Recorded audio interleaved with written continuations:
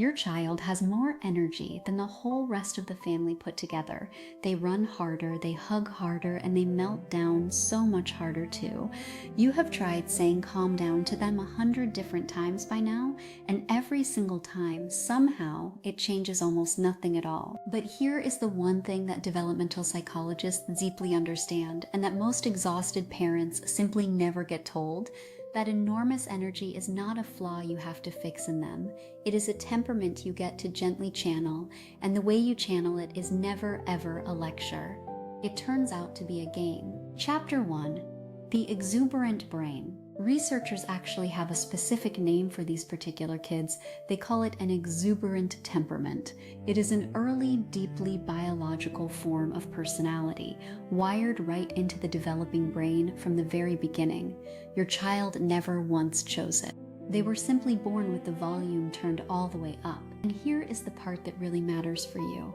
Children who are high in exuberance can be more at risk for behavior struggles, both in childhood and even later as teenagers, unless they slowly build one specific skill. Psychologists call that skill self-regulation.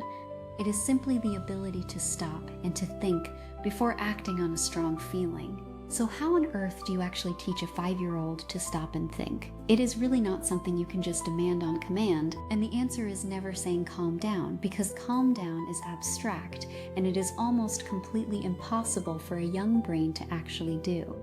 Instead, you make regulation concrete, you make it physical, you make it genuinely playful. So let me walk you through 5 small, simple games that do exactly that. Game 1. The Go-Go Stop game. The very first thing you tend to notice about a spirited child is the sheer engine running inside them.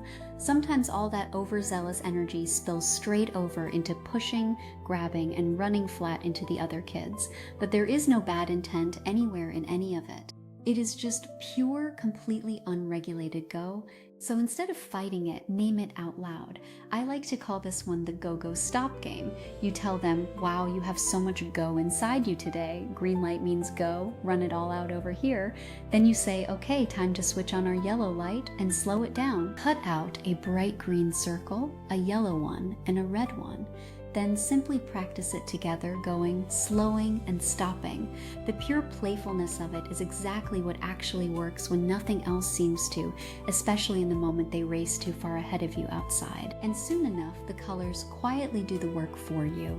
A single soft word, red light, and they actually stop themselves, all on their very own. Game 2, the Control Panel game. Young children do not naturally understand one truly genuinely freeing truth.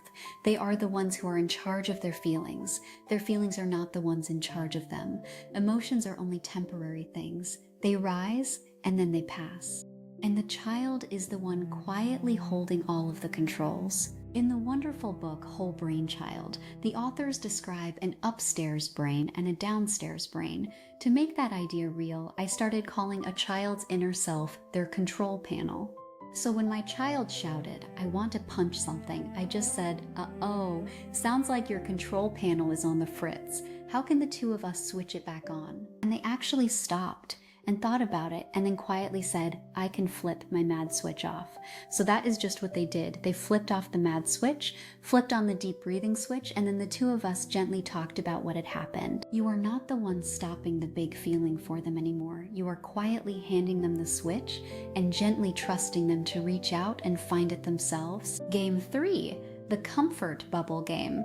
Spirited kids are gloriously, wonderfully social, and they very often have absolutely zero sense of personal space at all. They are quite literally right up in your face the whole time, and with a shyer, quieter child, all that sudden closeness can accidentally end up pushing the other one away. So the trick is to make invisible space into something they can actually see. Everyone you explain to them walks around with their own invisible comfort bubble. Some people's bubbles are much bigger than others, and the size can even change. At school, the bubble is bigger than at home. Get too close and you can accidentally pop somebody's bubble, so remind them gently right before a tricky little moment. Then just watch what happens.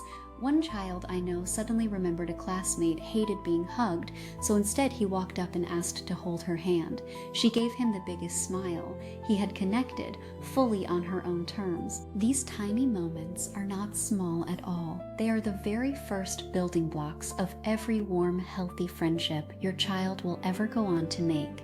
Game 4, the listening helper. Spirited kids are also wonderfully strong-willed, which is exactly why the daily routine so often turns into a full battle. Getting out the door, climbing into bed, brushing their teeth. The real trick here is never more pressure on them. It is play with just a little bit of control handed gently back to them. So pick any small favorite toy at all and quietly make it the listening helper. From now on, you are not the one asking them to brush their teeth.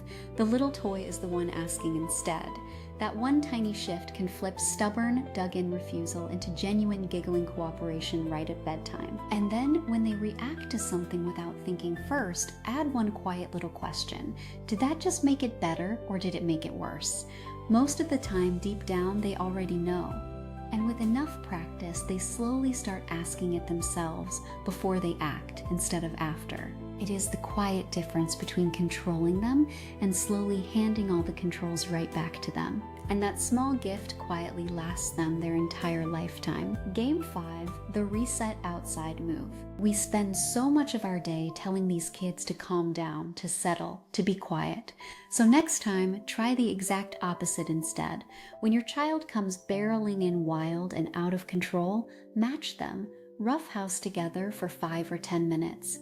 Let them laugh the big feelings out, then watch how they finally settle. And when truly nothing else at all can turn the whole day back around, just go outside together. The researcher Ruth Ashley found that after 4 full days immersed in nature, completely away from every screen, problem solving and creativity actually jumped by a full 50%. Time spent in nature genuinely restores that tired, overloaded thinking brain. So when the whole day falls completely apart, you do not always need more words. Sometimes you just need an open door and a little grass under their feet. So look one more time at that child with more energy than the entire rest of the family combined. There is truly nothing about them at all that ever needed fixing. They simply arrived into this world with the volume turned all the way up, and now they are learning, slowly, game by game, to reach that dial all by themselves. You will not get every single moment right with them, and the honest truth is, you really do not have to. Play the game today, completely miss it tomorrow, and simply try it again the very next day, because good enough is enough. If this has helped you today, please subscribe and share it with one tired parent who truly needs to hear it.